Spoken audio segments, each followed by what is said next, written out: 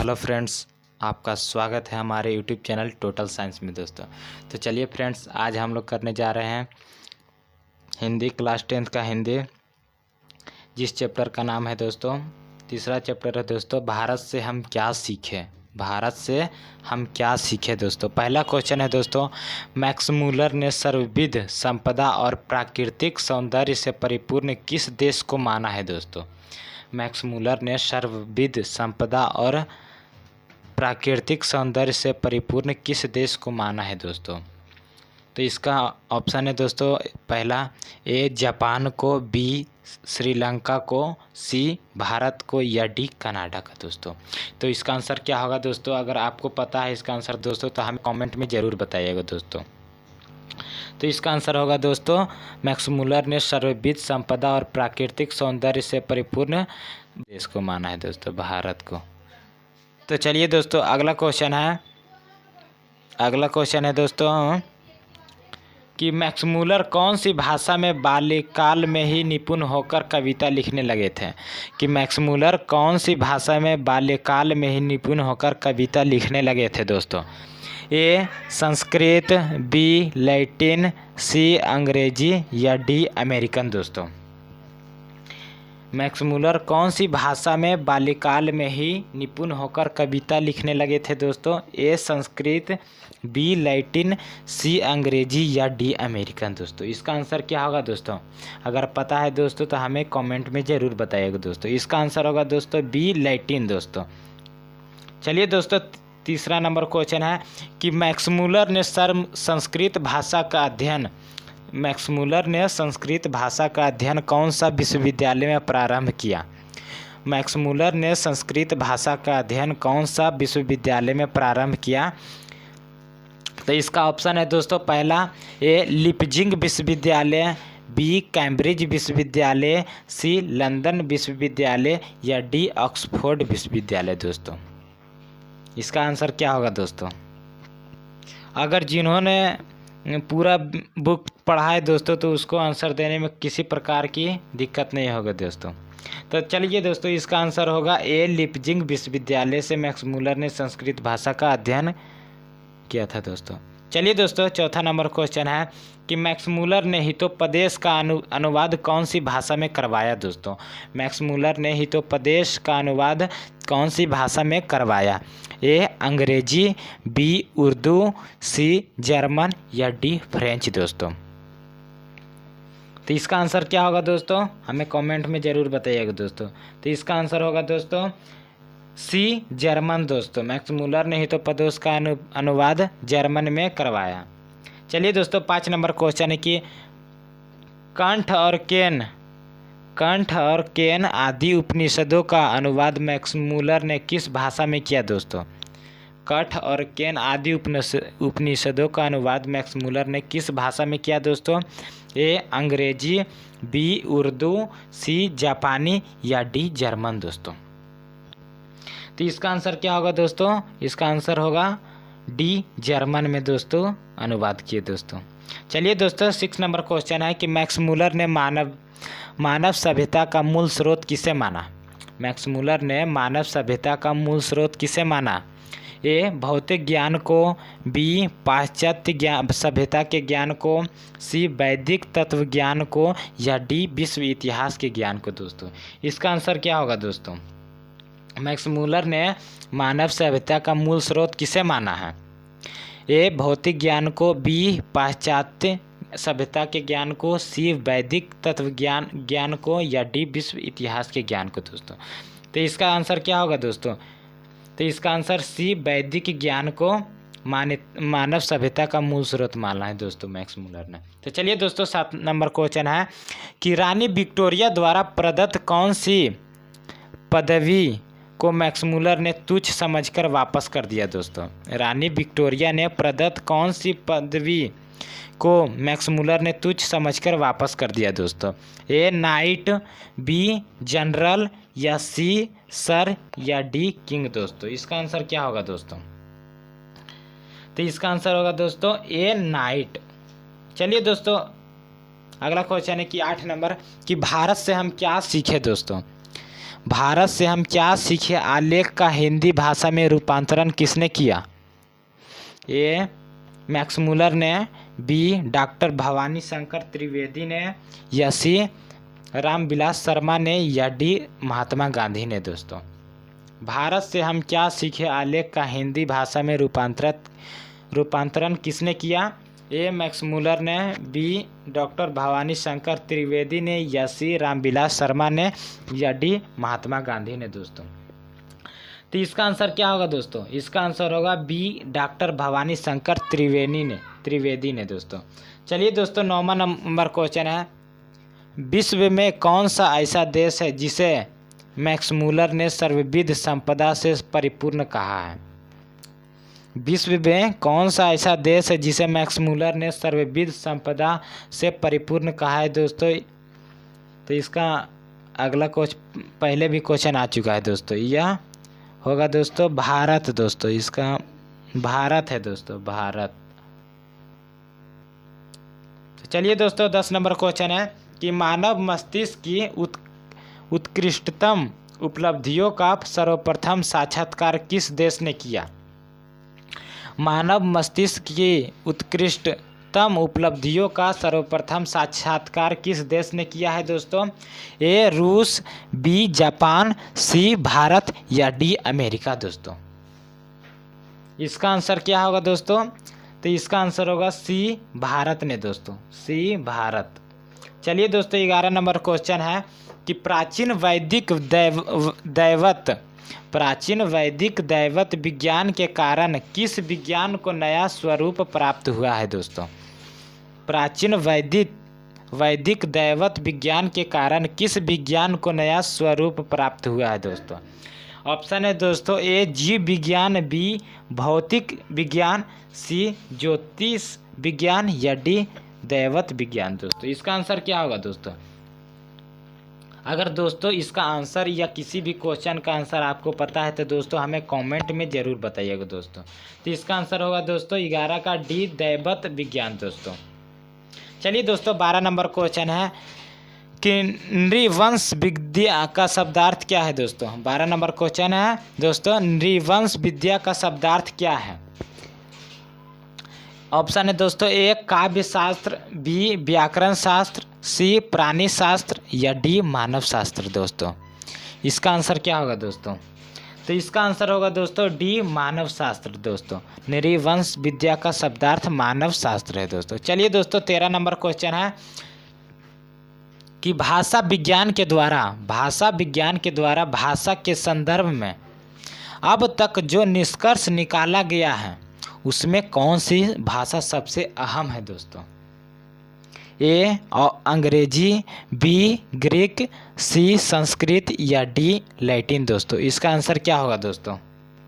तो इसका आंसर देने का प्रयास करें दोस्तों। इसका आंसर होगा दोस्तों सी संस्कृत। दोस्तों, अभी सबसे अहम भाषा संस्कृत है। दोस्तों, भाषा विज्ञान के द्वारा भाषा के संदर्भ में अब तक जो निष्कर्ष निकाला उसमें से सबसे संस्कृत भाषा सबसे अहम है। दोस्तों, चलिए ना, 14 नंबर क्वेश्चन है दोस्तों कि मैक्समूलर ने विश्व की सबसे प्राचीन भाषा कौन सी भाषा को कहा है? दोस्तों, मैक्समूलर ने विश्व की सबसे प्राचीन भाषा कौन सी भाषा को कहा है? दोस्तों, ए ग्रीक को, बी लैटिन को, सी संस्कृत को, या डी फारसी को। दोस्तों, इसका आंसर क्या होगा दोस्तों?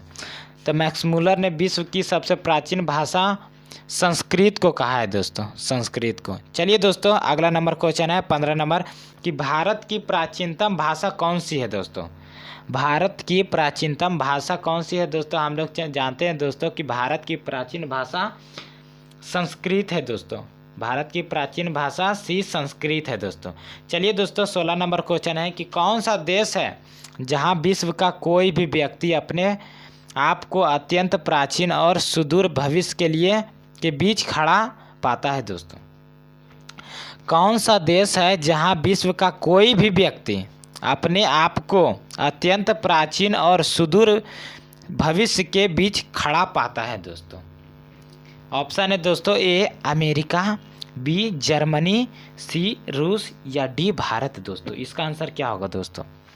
तो इसका आंसर होगा दोस्तों डी भारत। 17 नंबर क्वेश्चन है दोस्तों, भारत को कैसे स्वप्नदर्शियों की आवश्यकता है दोस्तों? भारत को कैसे स्वप्नदर्शियों की आवश्यकता है दोस्तों? A Warren Hastings, B sir William Jones, या सी संत पोल, या डी जनरल कनिंघम। तो इसका आंसर क्या होगा दोस्तों? हमें कमेंट में ज़रूर बताइएगा दोस्तों। तो इसका आंसर होगा दोस्तों, भारत को कैसे स्वप्नदर्शियों की आवश्यकता है दोस्तों? तो यह सर विलियम जोन्स जैसे कि दोस्तों। चलिए दोस्तों 18 नंबर क्वेश्चन है कि संस्कृत भाषा के साहित्य का विस्तार लगभग कितने लंबे काल तक है? संस्कृत भाषा के साहित्य का विस्तार लगभग कितने लंबे काल तक है दोस्तों? पहला ऑप्शन है दोस्तों 1000, बी 2000, सी 3000, या डी 4000 दोस्तों। इसका आंसर क्या होगा दोस्तों? कमेंट में ज़रूर बताइएगा दोस्तों। तो इसका आंसर होगा दोस्तों सी 3000 दोस्तों। चलिए दोस्तों 19 नंबर क्वेश्चन है कि अपरांत का पर्याय क्या है दोस्तों? अपरांत का पर्याय क्या है दोस्तों? ए अंत, बी सबसे बाद, और सी पश्चिम, या डी पूर्व दोस्तों। इसका आंसर क्या होगा दोस्तों? अपरांत का पर्याय क्या है दोस्तों? तो सी पश्चिम होता है दोस्तों पर्याय। 20 नंबर क्वेश्चन है दोस्तों, इस नंबर क्वेश्चन है दोस्तों कि प्राच्य का अर्थ क्या है? ए पाश्चात्य, बी पूर्वी, सी बाद, या डी आधुनिक दोस्तों। प्राच्य का अर्थ क्या है दोस्तों? ए पाश्चात्य, बी पूर्वी, सी बाद, या डी आधुनिक दोस्तों। इसका आंसर क्या होगा दोस्तों? प्राच्य का अर्थ होता है दोस्तों बी पूर्वी। चलिए दोस्तों 21 नंबर क्वेश्चन है कि दैवत विज्ञान का अर्थ क्या है दोस्तों? दैवत विज्ञान का अर्थ क्या है दोस्तों? ए भू विज्ञान, बी ज्योति विज्ञान, सी सामाजिक विज्ञान, या डी देव विज्ञान दोस्तों। इसका आंसर क्या होगा दोस्तों? तो हम लोग जानते हैं दोस्तों दैवत विज्ञान का अर्थ देव विज्ञान होता है दोस्तों। चलिए दोस्तों 22 नंबर क्वेश्चन की ओर बढ़ते हैं। अगला क्वेश्चन है दोस्तों 22 नंबर कि भारत से हम क्या सीखे के रचनाकार कौन है? भारत से हम क्या सीखे के रचनाकार कौन है दोस्तों? ए विवेकानंद, बी मैक्स मूलर, सी रविंद्रनाथ ठाकुर, या डी दयानंद सरस्वती दोस्तों। इसका आंसर क्या होगा दोस्तों? तो भारत से हम क्या सीखे के रचनाकार मैक्स मूलर है दोस्तों, बी मैक्स मूलर। चलिए दोस्तों 23 नंबर है नृवंश विद्या का संबंध किससे है दोस्तों? नृवंश विद्या का संबंध किससे है दोस्तों? ए वनस्पति विज्ञान से, बी प्राणी विज्ञान से, सी मानव विज्ञान से, या डी अंतरिक्ष विज्ञान से दोस्तों। तो इसका आंसर क्या होगा दोस्तों? जल्दी से कमेंट में बताइए। तो इसका आंसर होगा दोस्तों सी मानव विज्ञान से दोस्तों। नृवंश विज्ञान विद्या का संबंध मानव विज्ञान से दोस्तों। चलिए दोस्तों 24 नंबर क्वेश्चन है कि वारेन हेस्टिंग्स था क्या था दोस्तों? ए फारस का राजा, सॉरी दोस्तों यहाँ मिसप्रिंट है, फ्रांस का राजा होगा दोस्तों, फ्रांस का राजा, बी भारत का गवर्नर जनरल, सी महान दार्शनिक, या डी प्रसिद्ध समाज सुधारक दोस्तों। इसका आंसर क्या होगा दोस्तों?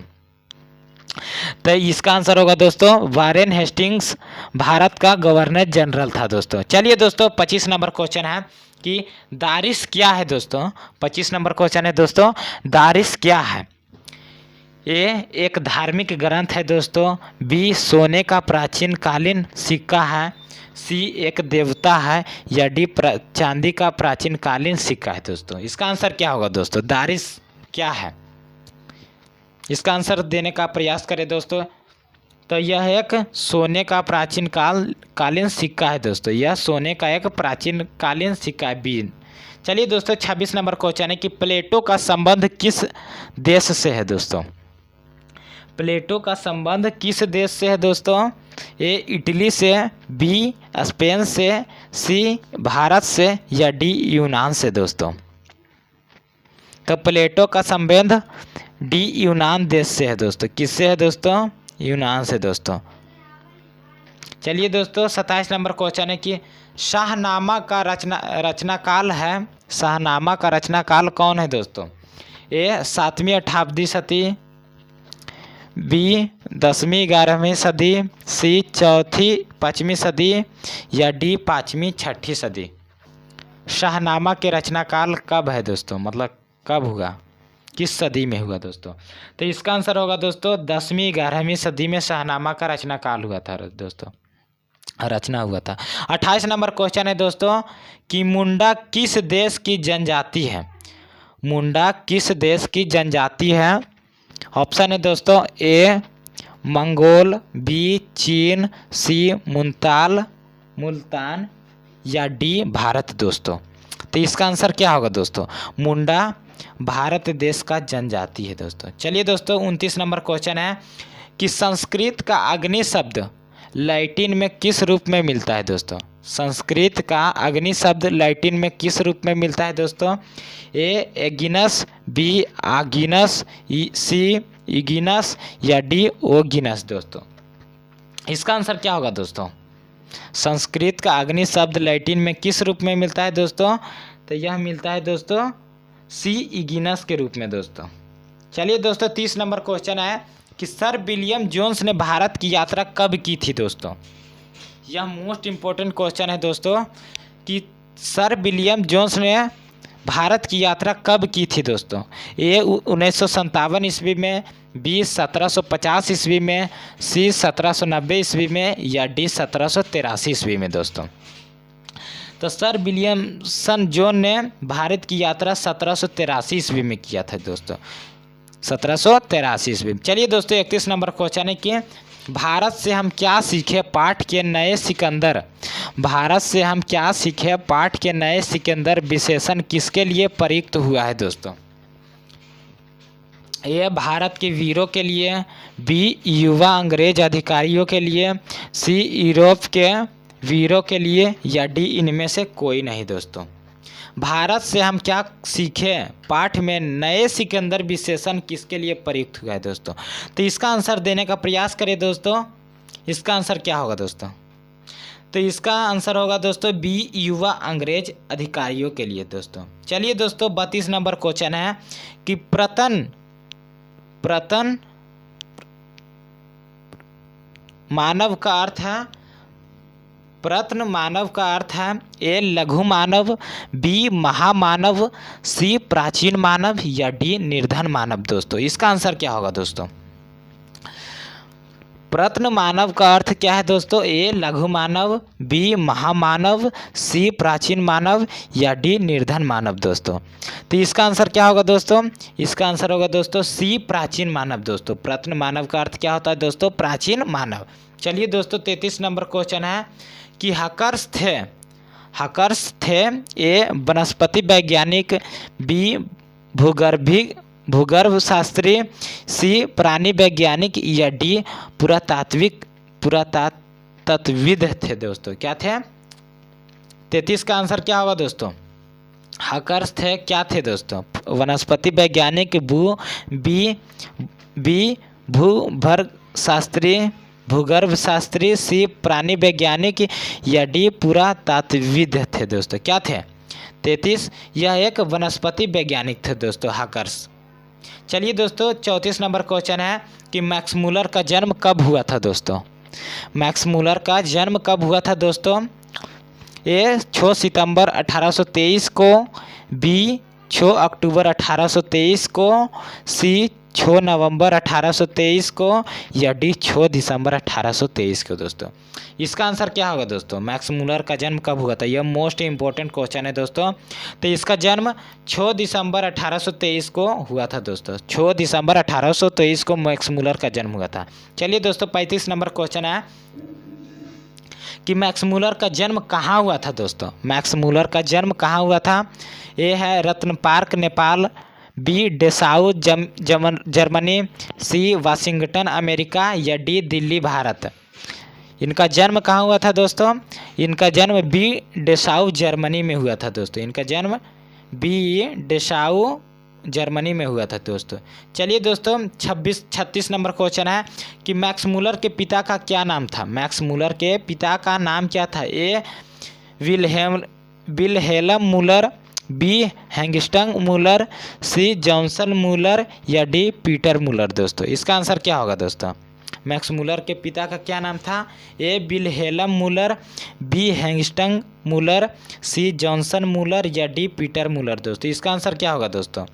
तो इसका आंसर होगा दोस्तों ए विल्हेल्म मूलर। मैक्स मूलर के पिता के क्या नाम था? विल्हेल्म मूलर दोस्तों। चलिए दोस्तों 37 नंबर क्वेश्चन है कि मैक्स मूलर को वेदांतियों का वेदांती किसने कहा? कि मैक्स मूलर को वेदांतियों का वेदांती किसने कहा था दोस्तों? ए स्वामी सहजानंद, बी स्वामी वल्लभाचार्य, सी स्वामी विवेकानंद या डी स्वामी दयानंद दोस्तों। इसका आंसर क्या होगा दोस्तों? तो मैक्स मूलर को वेदांतियों का वेदांती सी स्वामी विवेकानंद ने कहा था दोस्तों। चलिए दोस्तों अगला क्वेश्चन है 38 नंबर कि कालिदास रचित मेघदूतम का पदानुवाद किसने किया? कालिदास रचित मेघदूतम का पदानुवाद किसने किया? ए रविंद्रनाथ ठाकुर, बी स्वामी विठलनाथ, सी कालिदास या डी मैक्स मूलर दोस्तों। इसका आंसर क्या होगा दोस्तों?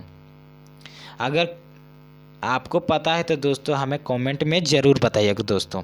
तो इसका आंसर होगा दोस्तों कालिदास रचित मेघदूतम का पदानुवाद मैक्स मूलर ने किया था दोस्तों। चलिए दोस्तों 39 नंबर क्वेश्चन है कि किसे वाराणसी के पास सोने के सिक्के से भरा एक घड़ा मिला था दोस्तों? किसे वाराणसी के पास सोने के सिक्के से भरा एक घड़ा मिला था दोस्तों? ए वारेन हैंगस्टंग को, बी विल्हेल्म मूलर को, सी फ्रेडरिक मैक्स मूलर को या डी इनमें से कोई नहीं दोस्तों। इसका आंसर क्या होगा दोस्तों?